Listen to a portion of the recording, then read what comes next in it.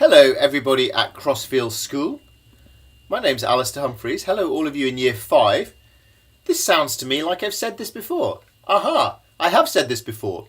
I just sat here recording all of your questions and answers, talking to myself in my shed, and then I realised I hadn't pressed record.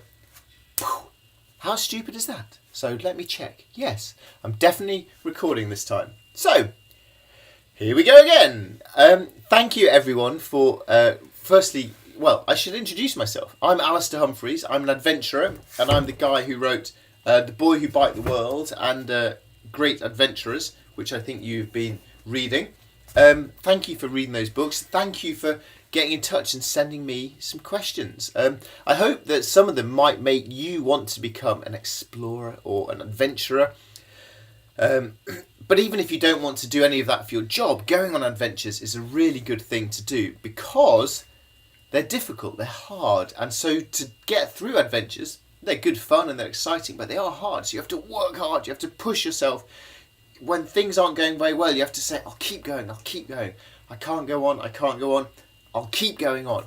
And so they teach you to be tougher and stronger in your head and more resilient. And I think they're really important things to have in life in general. So going on adventures is a brilliant thing to do. They also get you physically fit.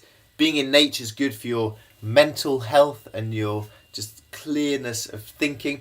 But also going on adventures teaches you about wild places and nature, and hopefully will make us all care a little bit more for nature. We certainly need to be doing that. So you've sent me some great questions. Thank you. Alexander says, what motivated you to start adventuring? Well, I loved reading books and adventures. You see over my shoulder I've got lots of books, reading books about adventures and journeys. I loved those stories and they really made me want to go and have adventures of my own. So read books, they are brilliant things. Whatever subject you're interested in, you can find books that just blow your mind and get you excited about different possibilities for life. What was your favourite adventure?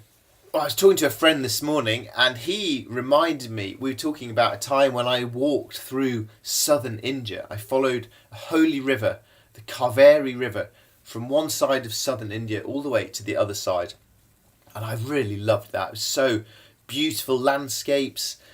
And then just the colours and the noise and the music and the craziness of India, the friendly people there, the delicious food. Oh, that was a great trip. What was the toughest challenge you faced? Well, rowing the Atlantic Ocean was pretty tough, I found it. I was at sea for 45 days. We spent 45 days rowing 3,000 miles across the Atlantic Ocean. And for the first 10 days, I was completely seasick. So every meal I had, I would puke up, which is horrible. But imagine on top of that, you also have to still row for 12 hours every day. So that was really tough. Polly says, who was your inspiration? Well, it was probably the crazy men and women who wrote these adventure books that encouraged me to do them. In fact, this book I did here, Great Adventurers, I chose 20 people who were my heroes when I was growing up, who made me want to go and have adventures. Rose says, is it true that when you were in the desert you had to shake your shoes every morning because of scorpions?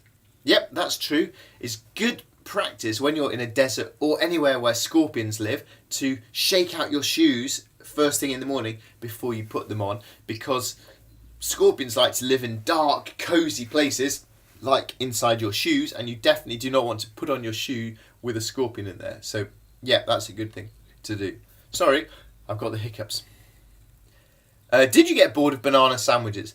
Cycling around the world, I ate a lot of banana sandwiches, but not nearly as many as Tom does in the book. But yeah, I did get bored of them. But also, when you cycle a lot, you get so hungry. So any food tastes delicious. So it's not too bad. Did you get frostbite? Frostbite's when your fingers or your nose or your ears, the pointy, sticky out bits of your body freeze. And then later on it goes black and it hurts. And if you get really bad, you have to chop them off. And let me see if I can talk whilst also finding a page. So I never did get frostbite because I made sure to wear really good gloves to really protect myself, because I definitely did not want to get it. But frostbite can happen, as it happened to one of my heroes, Ranulph Fiennes, who was trying to ski to the North Pole when he fell through the ice into the freezing waters of the Arctic Ocean. He managed to haul himself out and get into his tent to warm up again, but he had to be evacuated. He had to go back home, and his fingers got terrible frostbite. And he went to the doctor, and the doctor said, "We need to operate, but there's a long waiting list." And Ranulph Fiennes, he's not a very patient explorer. He thought, I don't want to wait for months. So he's at home one day and he thought, aha, I have an idea. So he went to his shed where he had a saw and bzoink, zip, chopped off the ends of his fingers, dealt with his own frostbite. Crazy. Question from Isla, what country is hardest to cycle in? Well, Russia was -40, that was really hard, but the people there were so lovely and kind, so that really helped. Sudan, the temperatures were plus 40 degrees, 45 degrees, so that was ridiculously hot and hard work. Plus I had to cross a desert there, so that was really tough. Also in Chile in South America, the wind was so strong, the headwinds were so strong in Patagonia that sometimes I had to just walk pushing the bike, which was an exhausting way to travel.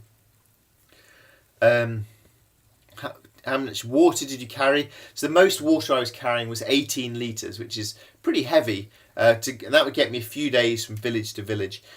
Later I did a trip crossing the Empty Quarter Desert, following an explorer called Wilfred Thesiger. If you look on YouTube and type in Into the Empty Quarter, you can see the film I made about it. And that involved pulling a cart with my friend Leon with 350 litres of water. So that was very, very heavy. Joshua asks about eating ice cream in Siberia. So Russia was freezing cold, but one of the bonuses was I could walk into a newsagent's little shop, buy a few ice creams, eat one there, and then take a few more ice creams. And at home, if you take ice creams out of the shop, they start to melt. But in Russia, I could just put them on my bike, in the bags, cycle off, freezing cold, so I could eat ice cream whenever I wanted. Luxury. Great. Thank you very much. I got through it. Did I press record? I did press record. Well done me. Thank you everyone for sending me those questions. Thank you very much for reading my books, and good luck with your own adventures. I wonder, where could you go close to your school or close to your home? Look on a map and find somewhere you have never been before.